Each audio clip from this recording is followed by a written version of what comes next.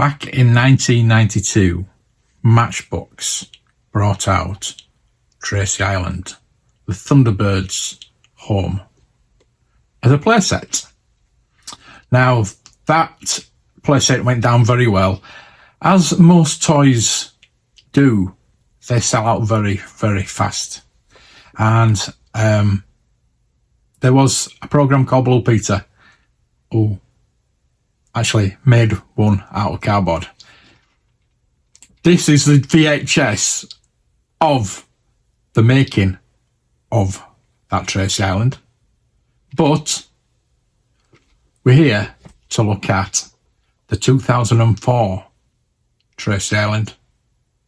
So let's go have a look at it.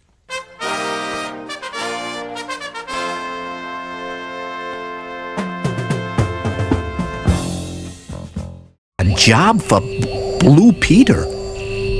FAB brains, no sooner said than done. And here it is, the secret hideaway of that famous international rescue team. Now, if you can find Tracy Island in the shops, and it's not easy, it could cost you as much as £34.99, but this one is created entirely from junk. And the Tracy Island playset is famous for being at the top of everyone's Christmas list, not only in 1992 when the series was given its first major rerun on BBC Two, but again in 2000. These are of course the two most well-known renditions of Tracy Island in playset form, with the 2015 Thunderbirds A Go set now in the mix also. In this video we'll be looking at the 2004 version of the playset, but to give you a bit of background, we will look at the 1992 Matchbox version and give it a little bit of a comparison. The Matchbox 1992 was by no means the earliest version of Tracy Island that viewers could have had in the home, but its reputation precedes it as being one of the greatest Christmas toys of all time. It's hard to critique something that is such an integral part of so many people's childhoods. The playset managed to capture the important details of the original Tracy Island, simplify them and cram them all together in a big lump of plastic. It was lightweight but also extremely robust. The amount of assembly required was kept to an absolute minimum.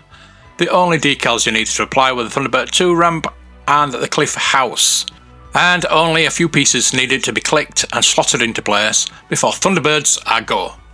The vehicles were not originally included, but once you had them, this set is an absolute playground for a child's imagination. The details of the Thunderbird machine's launch sequences are simplified down to the absolute coolest parts. The cliff door swings open for Thunderbird 2 to roll out as the palm trees simultaneously lean back. Once Thunderbird 2 is placed, the ramp can be raised. The die-cast metal of Thunderbird 2 is a tad weighty, so one had to have pretty nimble fingers to flick the launch ramp up in one go. Thunderbird 1 is kept in position underneath the pool, and a quick twiddle of the diving board moves the pool back and reveals the mighty rocket. Thunderbird 3 simply sits in a hole beneath the roundhouse ready for liftoff. In terms of electronics, this set is nice and basic, with 4 sound triggered by individual buttons inside Thunderbird 2's hanger. The sound effects certainly add to excitement and play value, but the fact the set isn't bogged down in complex electronics and programming leaves it open for the playset owner to apply their own imagination with full force.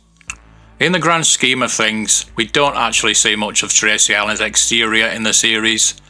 Everything we do see is pretty much included in this set somehow, and a few extra treats have been added by the toy designers.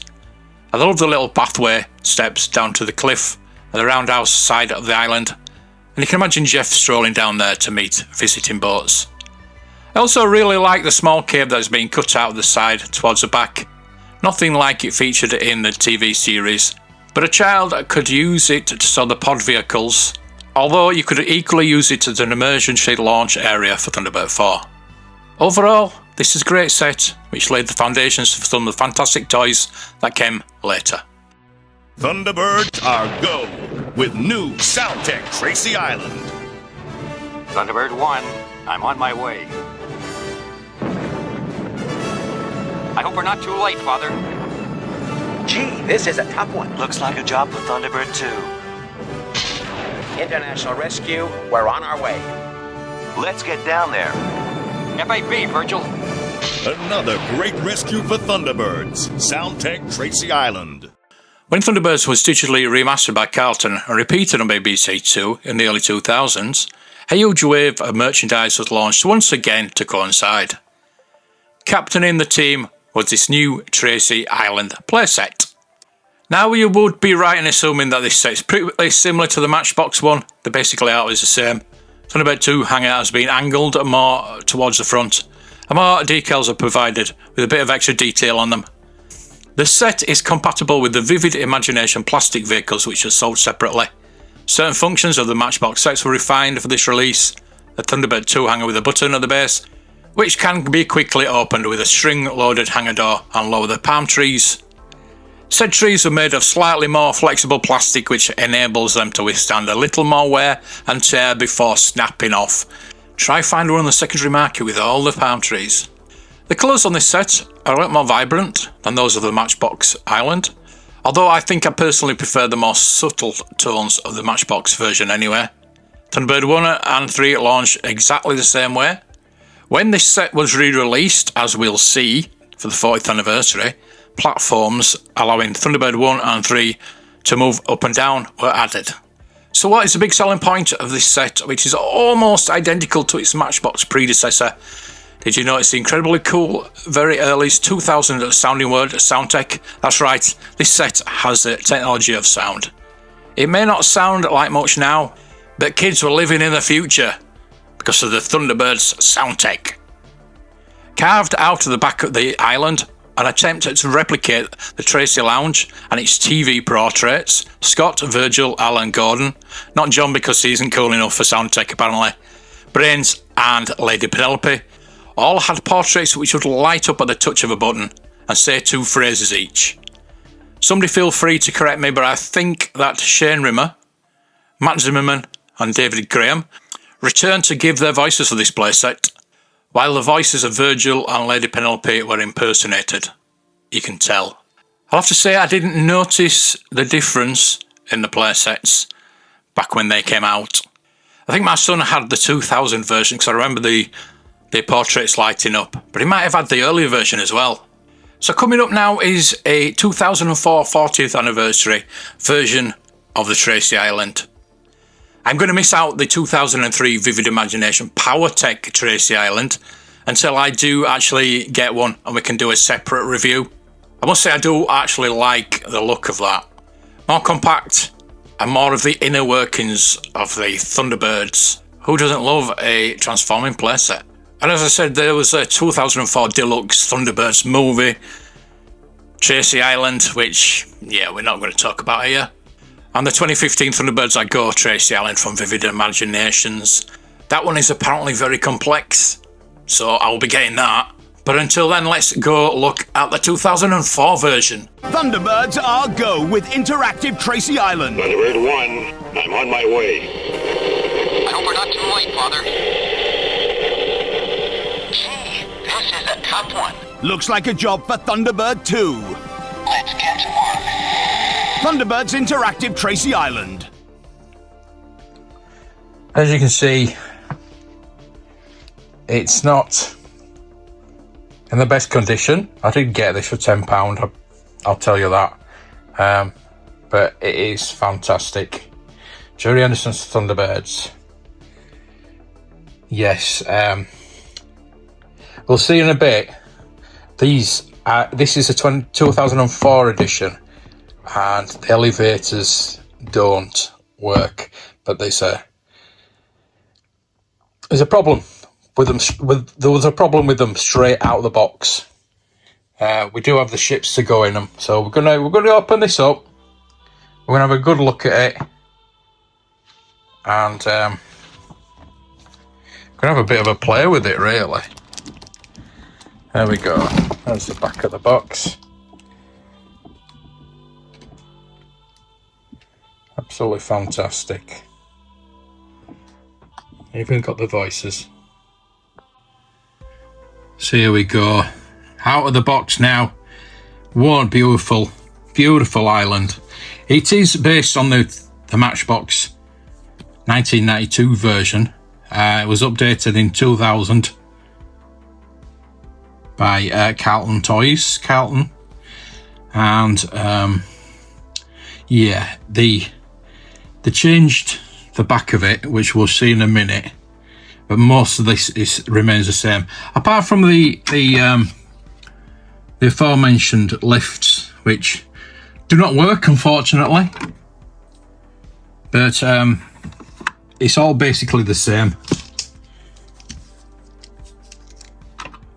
Put the ships in, put Thunderbird 1 in, push it down, and obviously it's supposed to rise up when you press the button, but it doesn't, unfortunately. I have emailed them about this. I have opened this up, actually. I've had a look, and there's a tiny little motor inside there. You can see there's a little motor that's, when you press that, it's supposed to yeah, no, it doesn't work. But it doesn't detract, because when you pull these up anyway, they do still work. So Thunderbird 3 goes in there, and yeah, again, doesn't work, but it doesn't detract, because the original 1992 one didn't have elevators. It would be nice. The 2015 version, which is the same company that made this, has elevators, and I don't know if there's the same problems. I've emailed them, like I say, to see if there's a solution to the problem. I'd love to try and get it sorted. As I say, I've opened that bit up. I've not opened that bit up, but there's a tiny little motor in there that, yeah, does not work. I'm not surprised, really, because there's 4 batteries making all the sounds, and we'll show the sounds when I turn it around. But yeah, unfortunately, like I say, it doesn't detract from the player value, and we obviously have Thunderbird 2's little runway there, which you press. There's a button that you press at the back that opens the door. We'll show it when we turn around, but that lifts up, and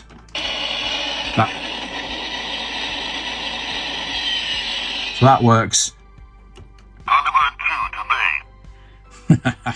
So this I did have Thunderbirds 1, 2 and 3, but there was the wrong size for this. There was a 2015 version, which I might try and get hold of next and do a full, I might get them all and do a full comparison, but I'm just doing a little bit of a comparison. I'm using Andy Excelsior Domain's a bit of his footage from the original Matchbox version, just for a comparison. But I don't know if I want to go back and get that one, because this is technically, if it worked, would be the superior version. I think there's missing a sticker there, maybe. But that's the front of it. I think the colours are slightly different. But yeah, that is the 2004. Let's turn it round. So here we go. Is it turned round? There's you can see that the sculpt of the island is exactly the same, but with the original one, there was 4 buttons there in this side. That is for the door. That opens the door. Let's try that again. Show you from this side. So it opens the door, but it moves the trees as well.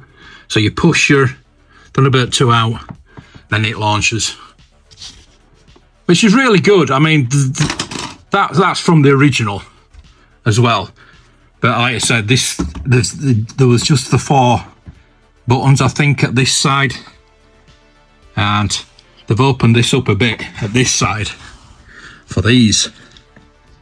Every second counts. And each one Thunderbird 1, I'm on my way. has Looks like a job for Thunderbird 2. This is International Rescue. 2 different phrases. Stand by for blast off. Thunderbird 3 to base. Standing by in Thunderbird 4. FAB, Virgil. International Rescue. Lady Penelope speaking. Parker, we're running out of There's no time. Parker. Unfortunately. That would be very risky, Mr. Tracy. It would, Brains. Mr. Tracy, I have an idea. Yeah, me too. Right, so that's obviously a lot better than the original.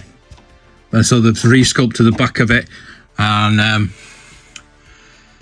made it into a better place, I think. I mean, you had the 4 different phrases. I think there were 4 buttons. I think there were 4 different phrases in the original. But this one, you've obviously got a lot more. Plus, you've got your sound effects from your ships as well when they're launching. So I think I prefer this one. Wish it'd work. But I think in future videos, I'm going to get hold of the 2003 version, which is the same company as this, and the 2015 version as well. So we'll see.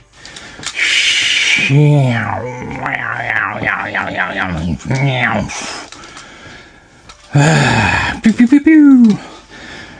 Going into land. There we go. So as I say, the ships I did have are from 2015. They're much larger because these are from the animated series. Now, the Matchbox versions were very much similar to these, but metal. Obviously, metal die-cast Matchbox, and they were a lot heavier than these. These are very light, that are meant to go in the playset. So, I mean, the lift should work. I think that's why they made them light. I don't know. It might not be why they made them lighter. The batteries are not working on these, but they are working on these ones. So these are plastic as well, but obviously the early ones were die-cast and very heavy, and the die-cast Thunderbird 2, these are plastic. FAB, I'm on it. These are plastic. FAB, Doc. I've got the little voices and doodads in them, but the Dinky, I mean, the original Dinky, I do have the blue version. There was a green version. I've done a whole video on all the Thunderbirds too, so we're not going to talk about the ships too much. But obviously, when I got the playset, those didn't fit in, so I had to go and get those for them to fit in. So if we do get the later version, perhaps keep hold of those, and the Thunderbird 2 is totally different as well. So those 3 go together, and those 2 don't. So which Tracy Island do you prefer? Which one have you got? Have you got one? And which one would you like to get? And which Thunderbird 2? So like the original Dinky, the Matchbox, or this Vivid Imaginations Charlton 2000 I think that originally came out, and the playset we do have is 2004. They did bring one out in 2003 and a movie one in 2004, as well as the reissue of this one. It's a very complicated story. Hopefully I have solved a few problems. I'm not going to go down a deep rabbit hole and talk about all of them. Maybe in the future we can do, as I say, a comparison. Let me know if you enjoyed this, or it's just a waste of my time buying these Tracy Islands. And if you're interested, I really want to know. It's something I'd like to get to know better. I love Thunderbirds, and I hope you do too. Thank you for watching. See you next time. May the toys be with you.